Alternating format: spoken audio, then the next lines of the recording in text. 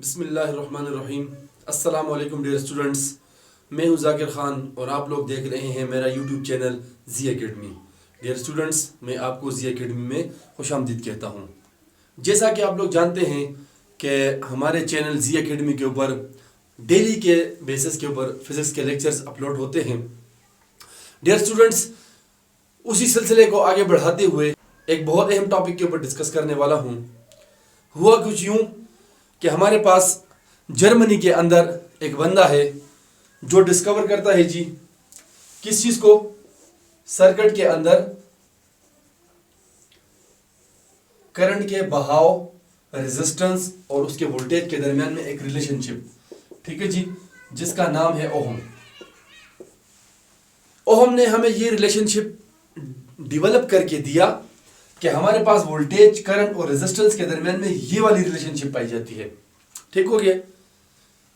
फिर वक्त के गुजरने के साथ साथ जो हमारे पास ओहम का कंसेप्ट है, ये या तो सीरीज कॉम्बिनेशन के ऊपर काम करता है या पैरेलल कॉम्बिनेशन के ऊपर वर्क करता है। ठीक है।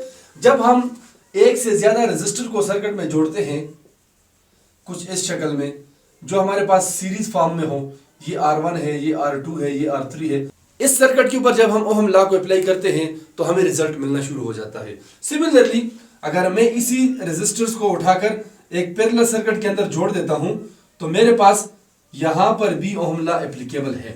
ठीक है। यहां पर भी जब हम ये वाली इक्वेशन अप्लाई करते हैं हमें रेजिस्टेंस भी मिलता है, हमें करंट की मिकदार भी मालूम हो जाती है और हमें वोल्टेज भी मिलना शुरू हो जाता है। ठीक है। लेकिन डियर स्टूडेंट्स, जब हम इस सिंपल सर्किट के बजाय एक कॉम्प्लेक्स सर्किट की तरफ बढ़ते हैं, ठीक है जी, यानी हम कोई ऐसा सर्किट डिजाइन करते हैं, मिसाल के तौर पर यही मेरे पास सर्किट है। ठीक है। ये मेरे पास एक सर्किट है जिसके अंदर आप लोग देख रहे हैं कि दो रेजिस्टर्स सीरीज में लगे हुए हैं। ठीक है जी। इसी के अंदर अगर एक रेजिस्टर को मैं पैरेलल में जोड़ दूंगा, ठीक है जी, या एक और भी यहां पर जोड़ दूंगा, अब ये आप देख सकते हैं हमारे पास ये एक कॉम्प्लेक्स किस्म का सर्किट बन गया है। ये माइनस साइड है, ये प्लस साइड है। ठीक है जी। ये R1 है, ये R2 है, ये हमारे पास R3 है, ये हमारे पास R4 है। ठीक है जी। There are 4 resistors connected into the circuit, but this circuit have the parallel combination and as well as the series combination. ठीक है। यहां पर हमारे पास क्या पोजीशन बन गई है, सर्किट के अंदर पैरेलल कॉम्बिनेशन भी आ गई है, सीरीज कॉम्बिनेशन भी आ गई है। ऐसे सर्किट्स को हम कॉम्प्लेक्स सर्किट कहते हैं। ठीक है जी। These are the complex circuits. अब हमारे पास ये जो सर्किट्स हैं जिसके ऊपर ओहम काम करता है वो सिंपल सर्किट होती है, या पैरेलल में जुड़े हुए होते हैं या सीरीज में जुड़े हुए होते हैं। जब हमारे पास जिंदगी में ऐसे मसाइल डेवलप होना शुरू हो गए कि भाई अब जमाना सिर्फ सिंपल सर्किट का नहीं रहा, अब हमने क्या करना है जी, कॉम्प्लेक्स किस्म के सर्किट बनाने हैं, तो क्या इसके ऊपर ओहम लॉ एप्लीकेबल है? तो इसके ऊपर ओहम लॉ एप्लीकेबल नहीं है। ठीक है जी। कूलम लॉ को हमने देखा, जितने सारे बाकी कंसेप्ट इससे रिलेटेड थे उसके ऊपर गौर व होश शुरू हो गई। कोई भी कंसेप्ट इस सर्किट के अंदर गुजरने वाले करंट की मिकदार का मजमुआ, वोल्टेज का मजमुआ, रेजिस्टेंस का मजमुआ निकालने में नाकाम रहा। ठीक है। इस मसले का हल हमारे पास जर्मनी के दारुल खिलाफे बर्लिन के अंदर 12 मार्च 1824 को एक बंदा पैदा होता है जिसका नाम है गुस्ताव रॉबर्ट किरचॉफ। यह बंदा पैदा होता है 12 मार्च 1824 को जर्मनी के दारुल खिलाफे बर्लिन में। इसने फिजिक्स के अंदर बाद में काम करना शुरू कर दिया। फिजिक्स के दुनिया के अंदर बहुत सारी डेवलपमेंट हुई। ठीक है जी। हमारे पास स्पेक्ट्रम के अंदर बहुत सारा काम किया इस बंदे ने। बिलाखिर 1845 के अंदर इस बंदे ने अपना एक लॉ पेश किया। ठीक है जी, जिसको हम किरचॉफ्स लॉ के नाम से जानते हैं। ठीक है। जिसके ऊपर आज हमारी डिस्कशन होगी, आज हमारी सारी बात होगी। ये बंदा रॉबर्ट साहब जो है ये 1845 के अंदर अपने 2 लॉज पेश करता है। ठीक है जी। एक लॉ कॉम्प्लेक्स सर्किट के अंदर करंट के बारे में है, दूसरा लॉ उसी सर्किट के अंदर वोल्टेज के बारे में है। ठीक है जी। करंट के लॉ को हम अलग डिस्कस करेंगे, कि इसके करंट के बारे में क्या कॉन्सेप्ट है। फिर वोल्टेज वाला लॉ जो किरचॉफ डेवलप करता है, जो किरचॉफ पेश करता है सर्किट के अंदर, कॉम्प्लेक्स सर्किट के अंदर, उसको हम डिस्कस करेंगे अलग। ठीक है जी। दोनों के अंदर बहुत सारे मसाइल हैं, बहुत सारे कॉन्सेप्ट्स हैं, बहुत सारी बातें हैं जिसको इंशाल्लाह अभी हम डिस्कस करने वाले हैं। लेकिन आपसे मेरा एक सवाल है कि इस वाकया के 100 साल बाद यानी 6 अगस्त 1945 को भी जर्मनी के अंदर या जर्मनी के पड़ोस में एक वाकया पेश आता है। आप इस वाकया के बारे में मुझे कमेंट्स बॉक्स में बता दें कि वो कौन सा वाकया है। अगर आपको नहीं पता कमेंट्स बॉक्स में पूछने में आपको बता दूंगा। जी तो स्टूडेंट्स, जो पहला लॉ किरचॉफ ने पेश किया उसको कहते हैं, पहला लॉ जो किरचॉफ ने पेश किया उसको हम केसीएल कहते हैं, यानी किरचॉफ्स करंट लॉ। किरचॉफ का ये जो लॉ है ये करंट के बारे में है। किरचॉफ्स करंट रूल भी बात जगह में आपको शायद देखने को मिले, किरचॉफ्स करंट रूल या Kirchhoff's current law. Similarly Kirchhoff's voltage law या किरचॉफ्स वोल्टेज रूल। ठीक है जी। जी तो प्यारे बच्चों, जो पहला लॉ है हमारे पास किरचॉफ का, किरचॉफ्स करंट लॉ, इसके ऊपर हम डिस्कस करने वाले हैं कि किरचॉफ ने सर्किट के अंदर बहने वाले करंट के बारे में क्या कहा है। ठीक है। किरचॉफ कहता है कि जब कभी किसी सर्किट में से करंट गुजरता है तो ऐसा होता है। ठीक है जी।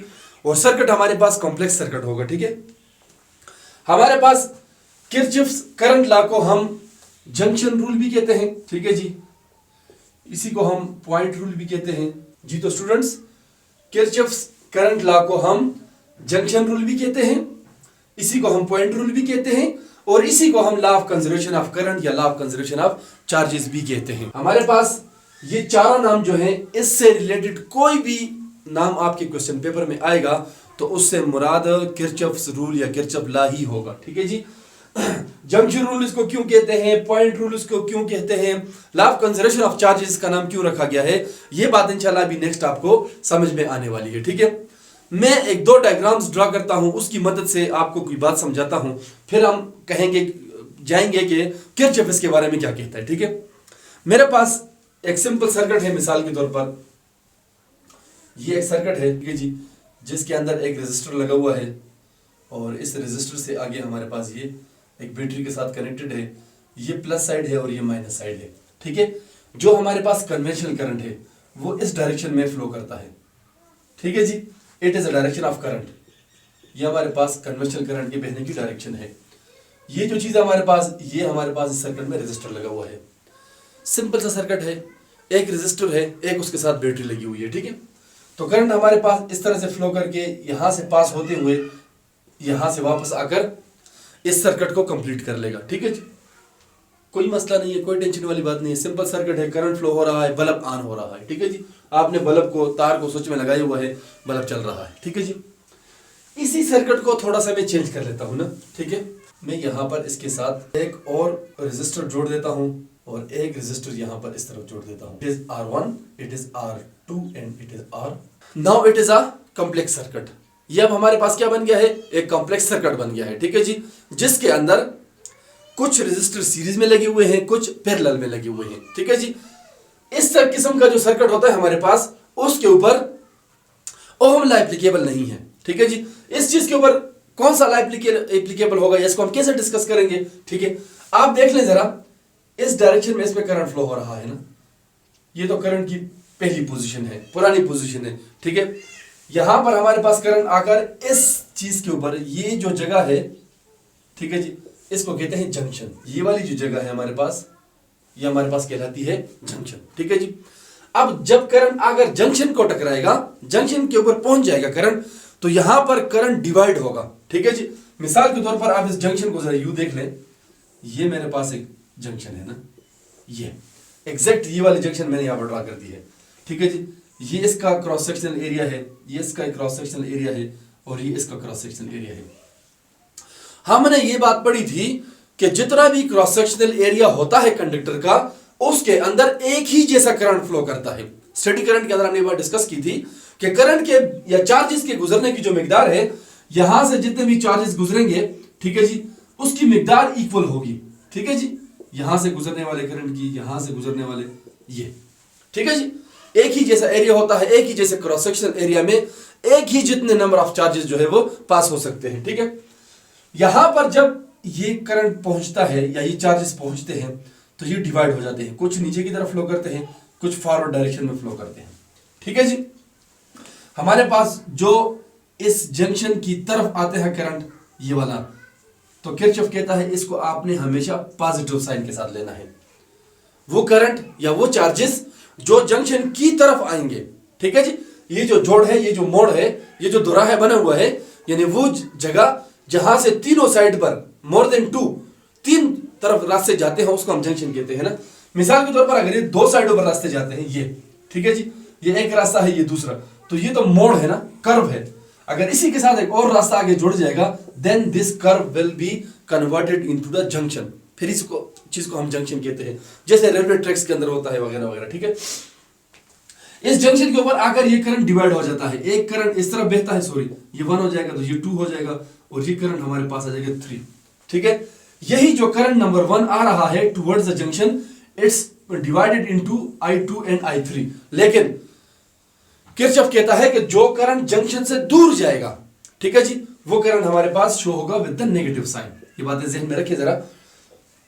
जो करंट जंक्शन की तरफ आएगा बिफोर द जंक्शन, आप करंट को पॉजिटिव लेंगे, जंक्शन के बाद वाला जो करंट होगा वो हमारे पास होगा नेगेटिव साइन के साथ आएगा। ठीक है जी, हमारे पास ये वाला जो करंट है, ठीक है जी, ये बराबर होगा उस करंट के समेशन के। ठीक है जी, यानी जितना हमारे पास ये current towards the junction flow कर रहा है, उतना ही करंट हमें बाहर इन दोनों साइडों पर मिलेगा। और एग्जैक्ट कॉमन सेंस भी यही बात करती है। ठीक है जी, कि जितना करंट इस जंक्शन की तरफ आने वाला है, जाहिर है आगे वो 5 रास्तों में तकसीम होता है, 10 में तकसीम होता है, या 2 रास्तों में तकसीम होता है, लेकिन आप इन दोनों साइडों का करंट जब जमा करेंगे तो ये हमारे पास इस ओरिजिनल वाले करंट के बराबर होगा जो जंक्शन की तरफ आएगा। ठीक है जी, ये जंक्शन रूल है, आप थोड़ा सा अंदर कंसेप्ट को देख लें। ठीक है जी, फिर हम किरचॉफ लॉ को डिस्कस करेंगे ताकि आपको ये कंफ्यूजन न रहे कि जंक्शन में क्या हुआ, जंक्शन क्या होता है वगैरह वगैरह। ठीक है जी, क्लियर हो यहां तक मसला। अब इसी चीज को जरा एक और एंगल से देखते हैं। यानी किरचॉफ कहता है, किरचॉफ का लॉ जो है हमारे पास, द अलजेब्रिक सम, किरचॉफ कहता है कि the algebraic sum of all current, ठीक है जी, वो करंट जो किसी भी सर्किट में से फ्लो हो रहा है, ठीक है जी, उसका अलजेब्रिक सम जो है, ये जंक्शन के ऊपर क्या होता है, ये 0 होता है। ठीक है, इसीलिए उसने जंक्शन का लफ्ज अपने लॉ के अंदर इस्तेमाल किया है, इसीलिए इसको हम जंक्शन रूल भी कहते हैं। ठीक है जी, इसी जंक्शन को अल्फाज दीगर बाद में हम पढ़ेंगे, इसी को हम फिर पॉइंट भी कहते हैं। ठीक है, और इस चीज को हम बाद में डिस्कस करने वाले हैं। ठीक है जी, वो कहता है कि द अलजेब्रिक सम, यानी जितना भी करंट सर्किट के अंदर फ्लो हो रहा है, summation of the all current at the junction it's will be equal to 0 ampere. यानी कहता वो ये है कि जो जंक्शन, जो मोड़, जो जोड़, जो दोराहा अभी हमने डिस्कस किया, किरचॉफ कहता है कि उसके ऊपर किसी भी किस्म का करंट मौजूद नहीं होता। व अल्फाज दीगर वो कहता है कि जो करंट जंक्शन की तरफ आता है वो सारे का सारा फॉरवर्ड हो जाता है, कोई एक रास्ते में, कोई दूसरे में, कोई तीसरे में। जंक्शन के ऊपर जो है किसी भी किस्म का करंट वहां पर नहीं रहता, करंट वहां पर 0 हो जाता है। ठीक है जी, इस चीज को अभी डिस्कस करते हैं। फॉर एग्जाम्पल, ये मेरे पास एक वायर लगी हुई है, ये दूसरी वायर लगी हुई है, यहां से वायर इस तरफ चली जाती है, यहां से इस तरफ चली जाती है, लेट अस सपोज। ठीक है, ये हमारे पास करंट 1 फ्लो कर रहा है, ये मेरे पास करंट 2 फ्लो कर रहा है, ये मेरे पास करंट 3 है, और ये मेरे पास करंट 4 है। ठीक है जी, और ये जहां पर मिलते हैं, जहां से रास्ते अलग अलग हो जाते हैं, ये जो पॉइंट है मेरे पास, इट इज कॉल्ड जंक्शन। ठीक है जी, इसी को हम क्या कहते हैं, जंक्शन। ये वो पॉइंट है जहां पर करंट आकर मिलता है और फिर उससे आगे फॉरवर्ड हो जाता है। ठीक है, हमारे पास किरचॉफ कहता है कि the summation of all the currents eight the junction is 0। ठीक है जी, तो देख लेते हैं कि हमारे पास current 1 plus current 2 plus current 3 plus current 4, ये हमारे पास जंक्शन के ऊपर क्या होना चाहिए, 0 के बराबर होना चाहिए। ठीक है जी, किरचॉफ ने जो दूसरा पॉइंट पेश किया है कि जो करंट जंक्शन की तरफ आता है वो हमारे पास पॉजिटिव होता है। ठीक है जी, हमारे पास जो यहां पर करंट आ रहा है जंक्शन की तरफ, वो I1 है, तो I1 हमारे पास है पॉजिटिव। जो I2 है वो भी जंक्शन की तरफ आ रहा है, वो भी हमारे पास पॉजिटिव है। जो I3 है वो जंक्शन से दूर जा रहा है, वो अवे फ्रॉम द जंक्शन है। ठीक है जी, इसको हम लेंगे विद द नेगेटिव साइन। ठीक है जी, और इसी तरह से 4 भी दूर जा रहा है, तो हमारे पास आ जाएगा I4 and it is equal to 0। ठीक है जी, अगर आप इसको लेंगे तो ये हमारे पास आएगा I1 plus I2 minus I3 minus I4 is equal to 0।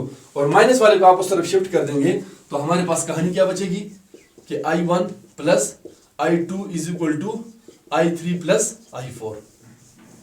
ठीक है जी, जब किरचॉफ की ये वाली बात कि sum of the all current at the junction is 0, इसको जब वो सॉल्व कर रहा था, इसके ऊपर उसने काम किया तो यहां से एक और कहानी निकली। ठीक है, इस काम को करते हुए यहां से कहानी कुछ और तरफ भी निकल गई। पहली बात तो साबित हो गई है कि the current at the junction is 0, कि जंक्शन के ऊपर किसी किस्म का करंट जो है हमारे पास वो नहीं बाकी रहता। ठीक है, लेकिन यहां से आपके पास एक और बात भी साबित हो गई है कि the sum of the currents flowing towards the junction is equal to the sum of the currents flowing away from the junction. ठीक है जी, वो करंट जो जंक्शन की तरफ बह रहा है, ठीक है जी, उसका समेशन किसके बराबर है, उस करंट के जो जंक्शन से अवे जा रहा है, यानी करंट की तरफ आने वाला करंट, ये करंट यानी I1 प्लस I2। ठीक है जी, ये बराबर है किस चीज के, I3 प्लस I4, यानी किसी किस्म के चार्जेस या किसी किस्म का करंट इस सर्किट में जाया नहीं हो रहा। ठीक है जी, तो इसको हम law of conservation of charges या law of conservation of current भी कहते हैं कि हमारे पास किरचॉफ जो है वो कहता है कि किसी भी किस्म का करंट जो जंक्शन की तरफ फ्लो कर रहा हो या away from the junction flow कर रहा हो, वो आपस में उसकी मिकदार क्या होगी, बराबर होगी। और ये इक्वेशन आपको बता रहा है कि sum of the currents towards the junction is equal to the sum of the currents going away from the junction into a electric circuit. किसी भी सर्किट में करंट के आने की मिकदार और जाने की मिकदार आपस में क्या होती है, बराबर होती है। 3-4 किस्म की बातें जो किरचॉफ ने 1845 में डिस्कस करते हुए यहां पर प्रूफ कर दी है। ठीक है जी, law of conservation of charges, law of conservation of energy, junction rule, point rule and Kirchhoff's current law. ठीक है जी, तो स्टूडेंट्स इन सारी बातों को डिस्कस करते हुए हमारे पास किरचॉफ्स के लॉ का एक और रुख जो हमारे सामने आता है वो क्या है, sum of current towards junction is equal to sum of current away from. ठीक हो गया, यानी जितना करंट जंक्शन की तरफ आएगा उतना ही करंट जंक्शन से आगे फॉरवर्ड होगा। अब 2 रास्तों से करंट जंक्शन की तरफ आता है, आगे 4 रास्तों में डिवाइड होता है, तो वो भी आपस में बराबर होगा। यानी आने वाला और जाने वाला बेशक 4 रास्तों पे चल रहा हो, 8 रास्तों पे डिवाइड हो रहा हो, लेकिन वो जाने वाला और आने वाला आपस में क्या होगा, उसकी मिकदार आपस में इक्वल होगी, उसकी मिकदार हमेशा आपस में बराबर होगी। ठीक है जी, तो फिर किरचॉफ ने कुछ यूं कहा, किरचॉफ कहता है कि the algebraic sum of all current flowing towards the junction, वो तमाम करंट उसको हम जमा करेंगे जो हमारे पास जंक्शन की तरफ फ्लो करता है, वो हमेशा बराबर होगा किस करंट के, उस करंट के जो जंक्शन से दूर फ्लो कर रहा हो, जो जंक्शन से बाहर निकल रहा होगा। इन दोनों की मिकदार हमेशा आपस में क्या होगी, बराबर होगी। तो स्टूडेंट्स ये था हमारे पास किरचॉफ्स का करंट लॉ। उम्मीद है आपको समझ आई होगी। कोई सवाल हो तो कमेंट्स बॉक्स में जरूर बताएगा, और 1945 का जवाब भी मुझे बता दें कि वो क्या वाकया हुआ था, फिर उसके ऊपर भी थोड़ा डिस्कस कर लेंगे। और जो इसका दूसरा लॉ है किरचॉफ्स वोल्टेज लॉ, चूंकि ये वीडियो बहुत लंबी हो जाएगी, वो इंशाल्लाह हम दूसरी वीडियो बना रहे हैं इसी का पार्ट 2, उसी के अंदर आपको उसकी सारी डिटेल मिल जाएगी। वो वीडियो किरचॉफ वोल्टेज लॉ वाली, इससे बहुत कम्प्लेक्स किस्म की पोजीशन है, 2-3 सर्किट उसके अंदर हम ड्रा करेंगे, उसका रिजल्ट देखेंगे कि किरचॉफ वोल्टेज लॉ करंट के अंदर पाए जाने वाले वोल्टेज के बारे में क्या कहता है। ठीक है जी, इंशाल्लाह वो तफसील आपको नेक्स्ट वीडियो में मिलेगी। ये वीडियो, इस लेक्चर के बारे में किसी किस्म का सवाल हो कमेंट्स बॉक्स में पूछेगा। चैनल को लाजमी लाइक करें, सब्सक्राइब करें और अपने दोस्तों के साथ शेयर करें ताकि हर नई आने वाली वीडियो की नोटिफिकेशन सबसे पहले आपको मिलती रहे। Thank you and Allah Hafiz.